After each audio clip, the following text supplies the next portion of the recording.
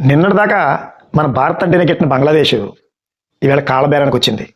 మన మీద విషం కక్కినటువంటి ఈ బంగ్లాదేశ్ ఈవేళ అంధకారంలోకి వెళ్ళిపోయేసరికి భారత్ గుర్తొచ్చింది. రోజుకి 18 గంటలు కరెంట్ లేకపోతే ప్రజలు రోడ్డు మీదకి వస్తున్నారు.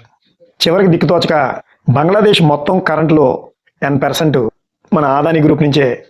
ఇప్పుడు బంగ్లాదేశ్లో పరిస్థితి ఎలా ఉందంటే, ఓ పక్క గ్యాస్ లేదు, మరో పక్క కరెంటు లేదు, ఇంకో పక్క నుండి వచ్చేటువంటి ఎల్ఎన్జీ కూడా ఆగిపోయింది.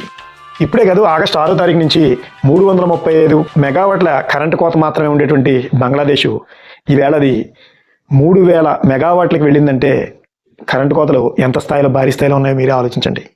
అంటే దాదాపు 10 రెట్లు అనమాట. అసలు అక్కడ జనాలు ఏమంటున్నారంటే, కరెంట్ లేక ఆఫీసుల మీద ప్రజలు దాడులు చేస్తున్నారు. ఇది నేను చెప్పట్లేదు, బంగ్లాదేశ్లోని డైలీ స్టార్ అనేటువంటి ఒక పేపర్ చెప్తున్న విషయం ఇది. మరి ఇంత పెద్ద సంక్షోభానికి అసలు కారణం మన ఇండియానా? ఇక్కడే అసలు ట్విస్ట్ ఉంది. బంగ్లాదేశ్లోని పవర్ ప్రొడ్యూసింగ్లో 10% ఇండియా నుంచే వెళ్తుంది. అది ఎక్కడి నుంచి అంటే, జార్ఖండ్లోని ఆదాని పవర్ గోదా పవర్ ప్లాంట్ నుంచి ఈ పవర్ అయితే వెళ్తుంది. ఆగస్టు 13న ఏం జరిగిందంటే, ఆ ప్లాంట్లోని ఒక యూనిట్ ఒక టెక్నికల్ ప్రాబ్లం వల్ల నిలిచిపోయింది. అదాని కంపెనీ ఏమంటుందంటే 769 మెగావాట్ మాత్రమే మేము ఇవ్వగలమని చెప్పడంతో బంగ్లాదేశ్లోని గ్రిడ్లు ఒక్కసారిగా కూలిపోయాయి. అంటే మనం కావాలని అయితే అనలేదు, ఒక చిన్న టెక్నికల్ ప్రాబ్లం వల్ల వాళ్ళు చీకట్లోకి అయితే వెళ్ళారు. మరి ఇప్పుడు వాళ్ళు ఏం చేస్తున్నారు?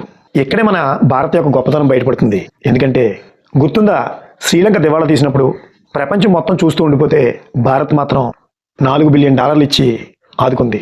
నేపాల్లో భూకంపం వచ్చినప్పుడు, మాల్దీవుల్లో నీళ్లు లేనప్పుడు మొదట ఆదుకున్నది మనమే.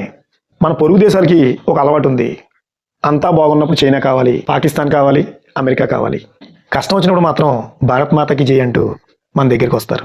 ఇది మరోసారి రుజువైంది. అందుకే అసలు ఇప్పుడు ఒక ప్రశ్న, మనల్ని దేశించినటువంటి బంగ్లాదేశ్కి మళ్ళీ మనం సహాయం చేయాలా? డీజిలు, గ్యాసు, కరెంటు అన్నీ మనం మళ్ళీ వాళ్ళకి సమకూర్చాలా? కొందరు ఏమంటున్నారంటే, వద్దు, ఇది పాములకి పాలు పోసి పెంచడం అంటున్నారు. ఎన్నిసార్లు సహాయం చేసినా మనల్ని అవి మళ్ళీ కాటేస్తూనే ఉంటాయి. ఇది వారి నైజం.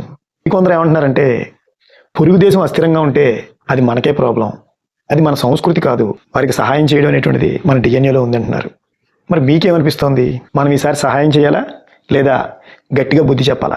మీ అభిప్రాయాన్ని కింద కామెంట్లో హెల్ప్ చేయాలి లేదా వద్దు, ఏదో ఒకటి తెలియజేయండి. జై హింద్, జై భారత్.